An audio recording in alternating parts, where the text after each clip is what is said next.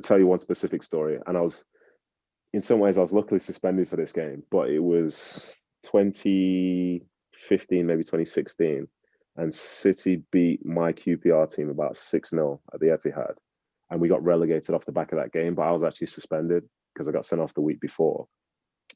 And the coach for us, so struggling side, really stinking struggling side, he said, what we're going to do, we're going to go and press them. We're going to try and press them for 90 minutes, is what he said. And I remember the looks on people's faces as he's saying this, but we're practicing it in training.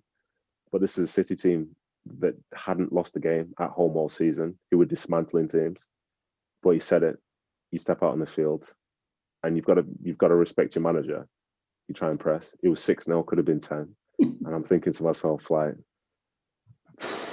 what's going on? What's going on? But yeah, like I said, like if I can share some of my insights, and I like to learn about the game as well and learn what makes someone better than someone and so on.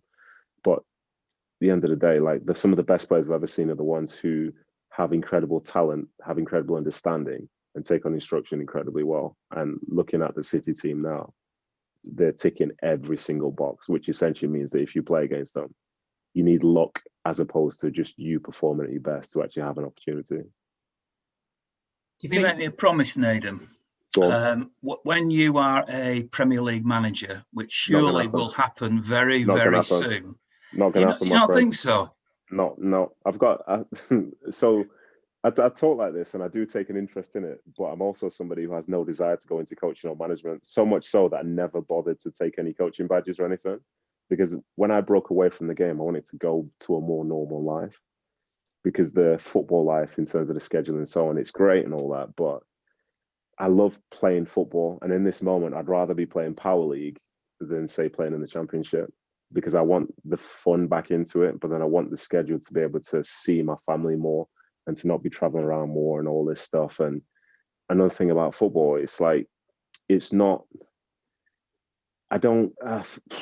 for the duration of my career, I never introduced myself as being a professional footballer wherever I went. I'm just Nedum, because I always thought I am me and that's my job.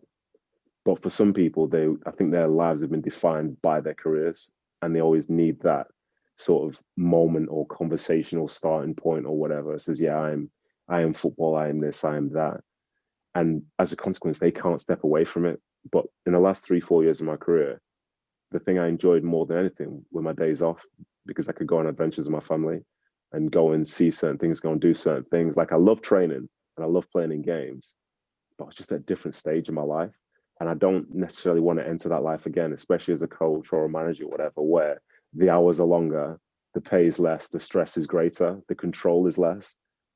And it's just, and you're doing it for longer. Like, when I lay out like that, I think to myself, why would I have any interest in doing such a thing? Because at the moment, like, I can watch a few games a week, talk about it, and then just go home. And it's like, it's kind of warm in the studio. Like, I'm all right with it. I can completely respect where you're coming from, but what a waste, because you are such a talented man.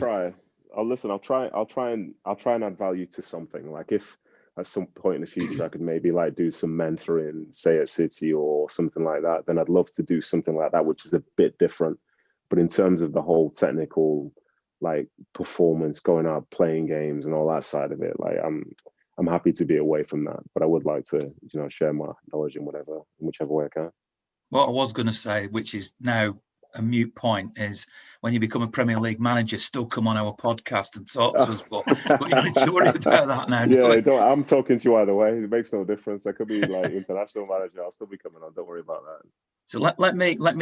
This hour's gone past so quickly, and I apologise really to Adam and Paul. I haven't talked to them as much as perhaps I normally would do, but I'm sure they agree with me that hearing your words, Nedum, is just such a joy.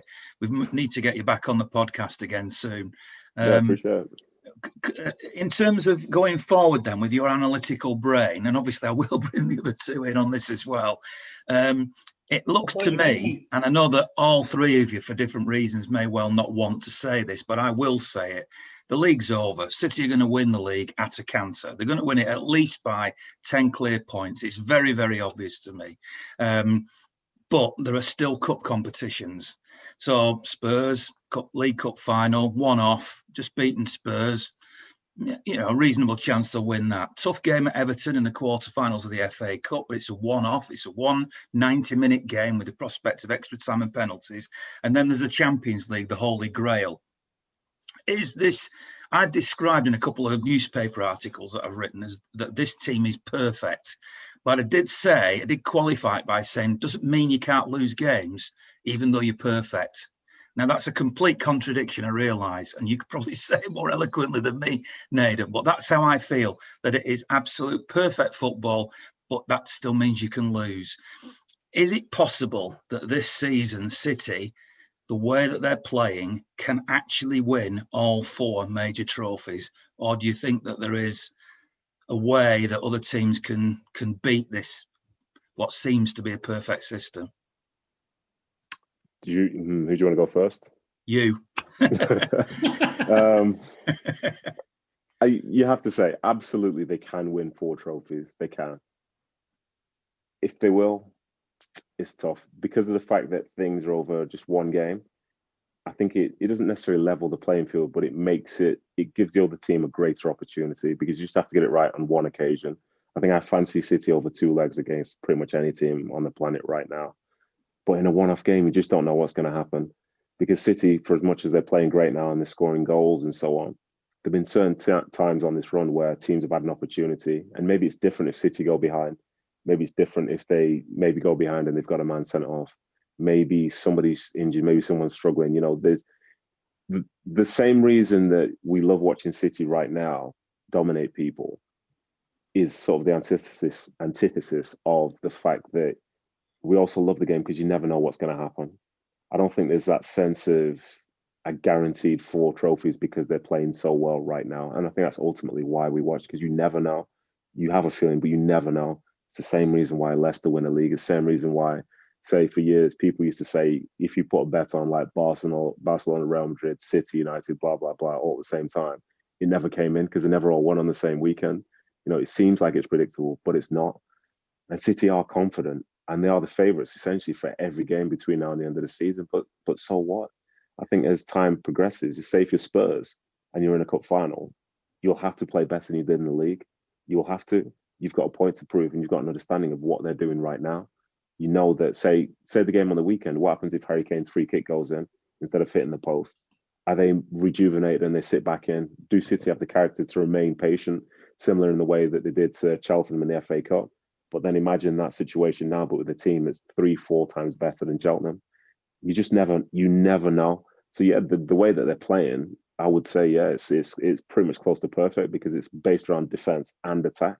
It is close to perfect, but it's football, and you literally never know what's going to happen. If City lost if the next league game City lost was from, say, a team that was in second or a team that was in second bottom, like you don't know. You don't know because as this season progresses, the desire, the necessity, and the desperation of teams becomes greater and greater and greater, and time's running out. So with that in mind, I think you'll find a different type of game, and it doesn't necessarily suit people just essentially going through the motions playing against them because, you know, at some point, like, something's on the line.